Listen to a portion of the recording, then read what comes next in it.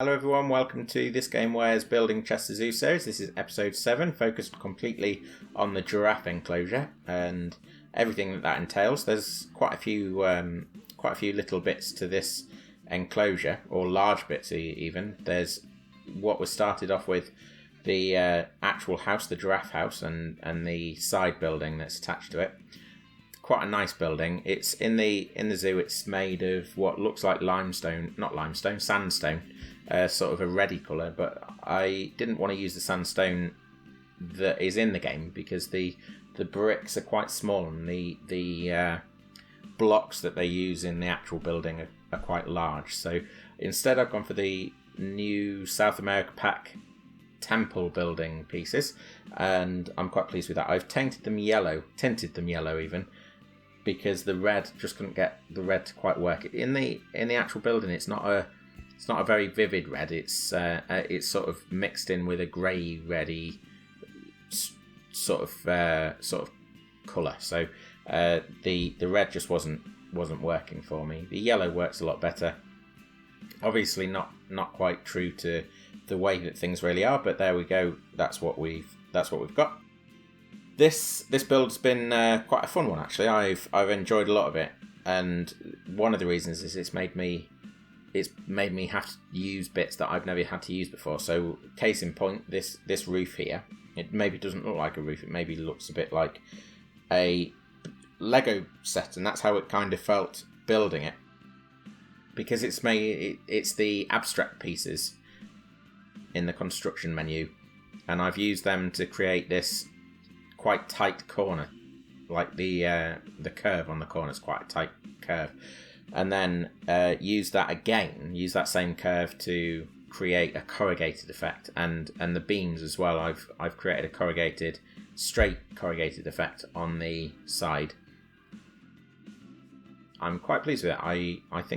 I'm very pleased with it. I'm very prone to downplaying my happiness, my achievements when I'm happy with something that I've done. So I'll try not to be, but I'm very pleased with what I've managed to come up with for this roof. It's got some niggles that I'd like to be able to improve, but for the most part, it was sort of a thinking process, trying to figure out how to make it look the way that I wanted it to look, and in the end, I think I've come up with something quite effective. So, yeah, I'm pleased with it, and I'm pleased with myself. It was a bit of a labour though, and I'm sure, please do let me know in the comments or somewhere if there's a better way to do what I'm doing right now, because in order to spread the roof out over the entire length, I had to keep grabbing the pieces, and every time I grabbed the pieces, I was grabbing pieces that I didn't want, and it was quite an affair to get to the point where I had a full roof, but it was worth it, I think. So there we are. The video, you might notice that it keeps sort of zooming in and out as though I'm trying to highlight things, and I'm actually not trying to highlight things. That's not me that's made those decisions. This week I've been using GeForce Now, the new newish cloud streaming service, to capture all of my video. So I've used the integrated recording, and I've also switched over to HitFilm Express, which is the editing suite, to see if I can get to grips with that. And the answer is possibly, but probably not. I've had a great deal of hassle, frankly, this week, trying to get up to speed with using that, and it's resulted actually in me losing some of the footage that I wanted to include in this. And there's also this situation with the zooming in and out. I'm not sure what's causing it, whether it is GeForce Now and the recording facility there, or whether it's something that I've done wrong in HitFilm Express. I'm sure though, whichever it is, it's user error. For the most part, GeForce Now is a really useful service. I'm running all of the videos that I'm making on an oldish laptop. I bought it in 2013. It served me very well, and it continues to do so. And technically, it shouldn't actually even run Planet Zoo. So the fact that I'm able to run it and create the videos that I've made so far with without too much struggle has been a minor miracle in technical terms. So I shouldn't bash it too much, but it's not really up to the standards that people, I think, like and that appeal to people on YouTube. So what I've done is given the trial a go on GeForce Now, and it has worked really well, to be honest. The internet speed that I have isn't the highest, but I'm getting a good experience, and it's playing very smoothly. I would actually probably recommend it. The only downside is that I'm not completely sure about the recording software that is integrated into it. Again, I'm gonna hedge my bets and say that it's probably my mistakes that have caused the issues with this video, but you can still get a feel for what's going on and what's being built. So yeah, I would, if you do have an old laptop, as long as it's got a moderately new graphics card and Windows 7 or above, you should be able to run GeForce Now.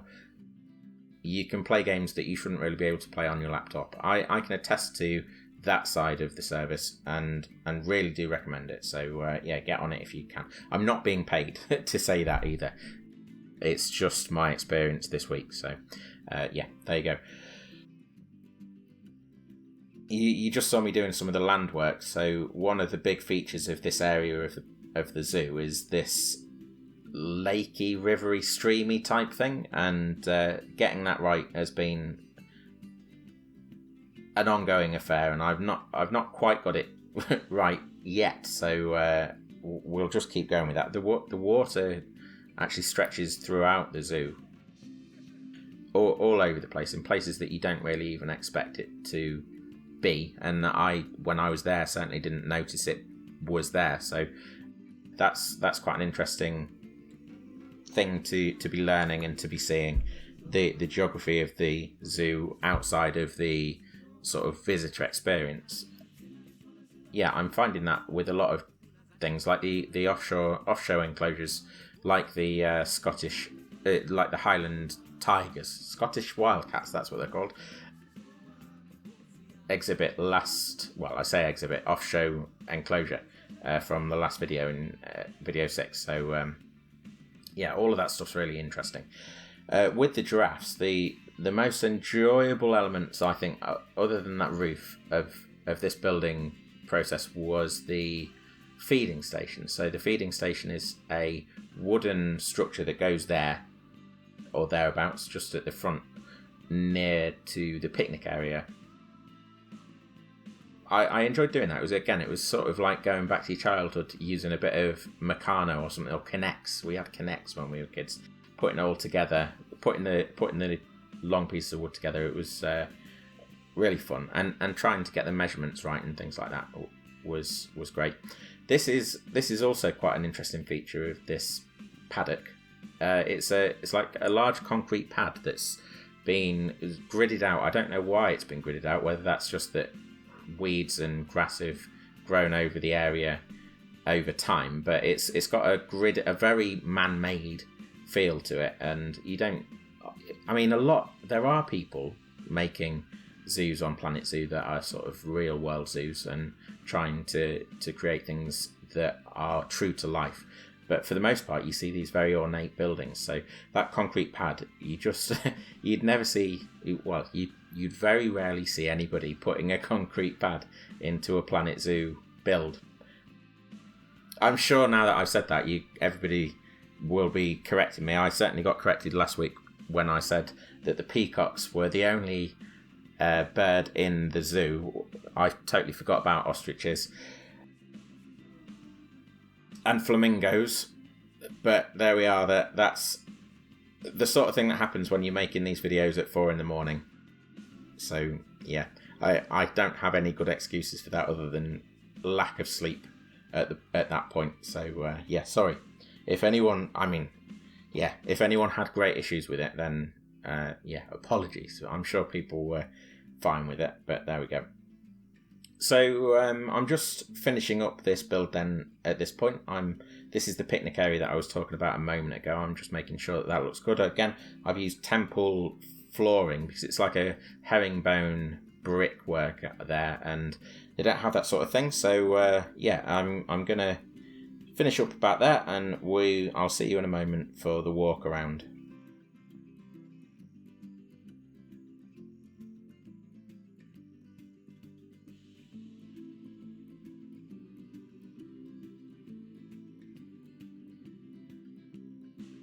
Here we are then, everything is finished and ready to have a look around. As you can see, we've got 4 giraffes, so you might not be able to see all 4. There's 2 over there, and then our 2 over here. One of them having a little drink at that point as well, which was nice to see. They're actually a really nice model, and they behave very naturally, I think. Frontier have done a really good job. I mean, they've done a really good job of all the animals, but the giraffes, for some reason, have really captured me. And they are... I say that, look at what... Oh yeah, no, he's sleeping. Okay, from that angle it looks fine, but from the previous angle it didn't look so good. So yeah, anyway, we've got our enclosure ready to go, and we'll have a little look around. So in the zoo, you would normally come up from over here. So if you turned left up there's a bridge, and then you can also turn right and go into the zoo proper over here. Well, zoo proper, the rest of the zoo over there. To the right of the giraffes over here is an okapi enclosure, which I imagine will be coming in the next few weeks at some point. You can just see the bridge over there in the distance that I've built to put that path in. So this is the entrance to the giraffe house. You can't... There aren't any doors that I thought worked perfectly for this. Hello, sir. There aren't any doors that work perfectly for this, but these were the best that I could come up with because they're quite tall. There is a window in the real doors, but again, compromises everywhere we go. So this is the interior. It has a visitor side fence, which is wood and sort of chain link, and then behind that has got this mesh fencing which goes right up high. I don't know exactly how high that is, but that is quite accurate to the way it is in the zoo, I would say.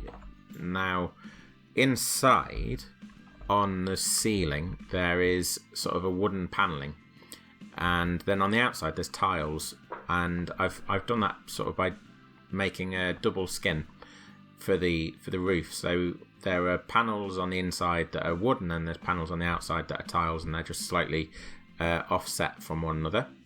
There's also this metalwork, these steel beams that are in the zoo. These are quite a lot bigger than the ones that are actually in the zoo. The real zoo version isn't quite as thick and heavy set, but I'm quite pleased with how these... Quite pleased. There we go again, saying quite pleased. So I'm pleased with how this came out. I think that it looks like a good structure that might exist in the real world, even if it's not completely 100% accurate to the zoo itself. This here is in the real zoo. They can separate off giraffes depending on the circumstances. So there'd be gates in these gaps here, and you'd be able to quarter it off into 4 sections.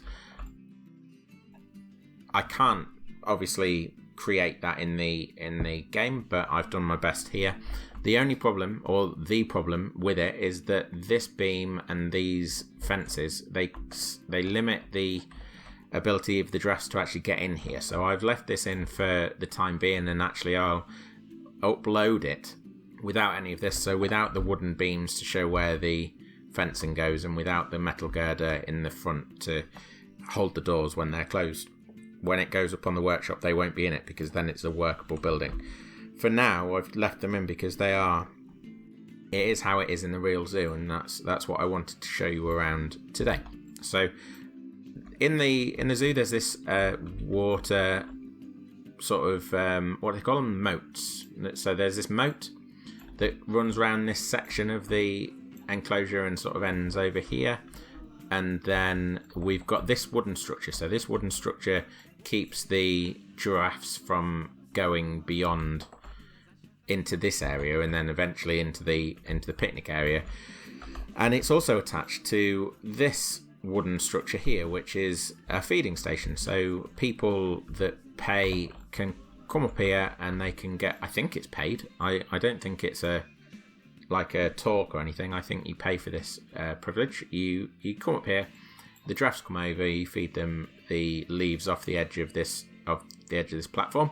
Again, I've made this myself and it's up on the workshop if you want to get it. The link will be down below in the description shortly. And this is also completely colour customizable. So these panels, these planks and the woodwork are all customizable. They're all changeable, so you can change that to whatever colour you like. So that's good. This, again, I sort of pointed it out when we were doing the work. So this is the concrete panel, concrete pad. If I zoom out, it's a geometric shape, and the pad is quite large. And in order to break it up a little bit, I've brought the earth up around here and sort of tried to make it look like the concrete has crumbled away. And similarly here, I've brought the earth up to try and make it look like the concrete is falling apart and going. And actually that's appropriate it's appropriate because that's how it actually is. But also, if you know anything about Chester Zoo, you might well know that the giraffes in the next couple of years are going to be moving to a new enclosure anyway.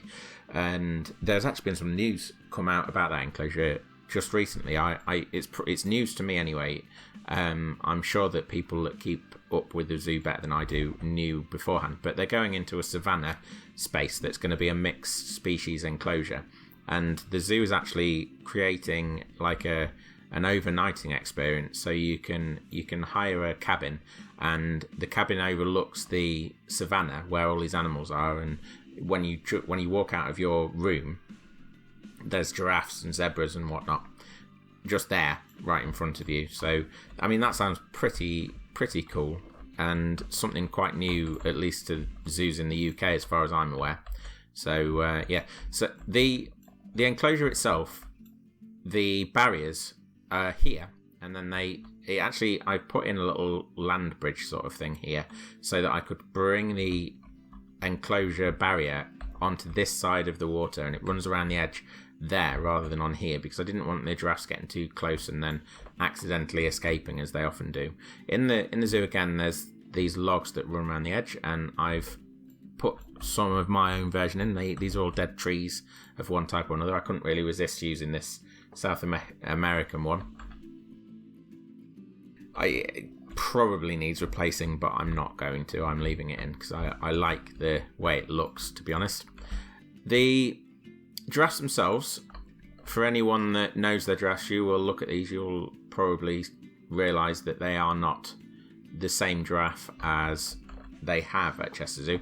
But again, and please do correct me if I'm wrong in this, but the game only has one version of giraffes, one species of giraffes in it, and it's this reticulated one. So that is what we're stuck with. What else is there? So there, a bit of I'll tell you what, I'll show you the roofs. So this is my corrugated metal roof that I'm really happy with. I use the geometric pieces, as I said, and I offset them. So I place them and then I offset them backwards so that they created this corrugation.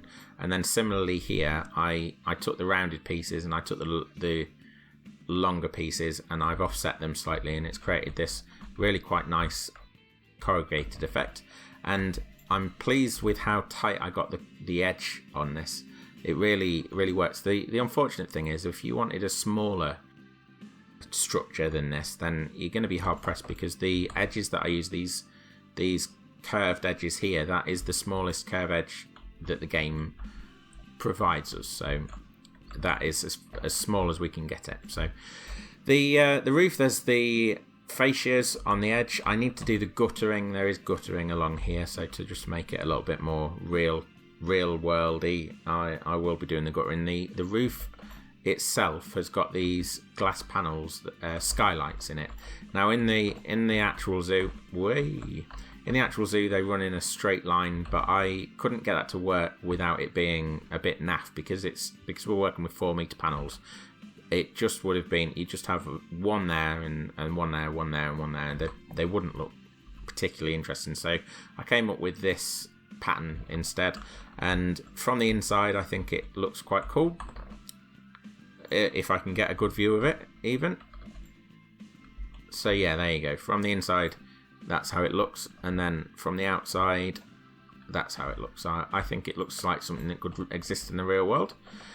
Popped a chimney on there, and that might be everything to see. Now, if there is anything, obviously, the planting, that was an interesting thing. Having worked on these two buildings over here, where there was very intricate work to be done. So inside the butterfly house, the planting was very intricate, and then on here there was the netting on the top, and it was quite labour intensive. This has been very much more an open affair, and it's been much easier to work on, frankly, because everything was so large. We were dealing with things that were massive, and when you're moving them around, you're not doing inches, you're doing meters, and that makes things a lot easier. So that is my giraffe enclosure, or Chester Zoo's giraffe enclosure. Please do let me know what you think in the comments. Like and subscribe, and click the bell if you enjoy this video. We've got some others in the playlist which I will add to the end screen, which should be coming up, or should be up now. Thank you for joining us, and thank you for sticking around. We will see you for episode 8 next week.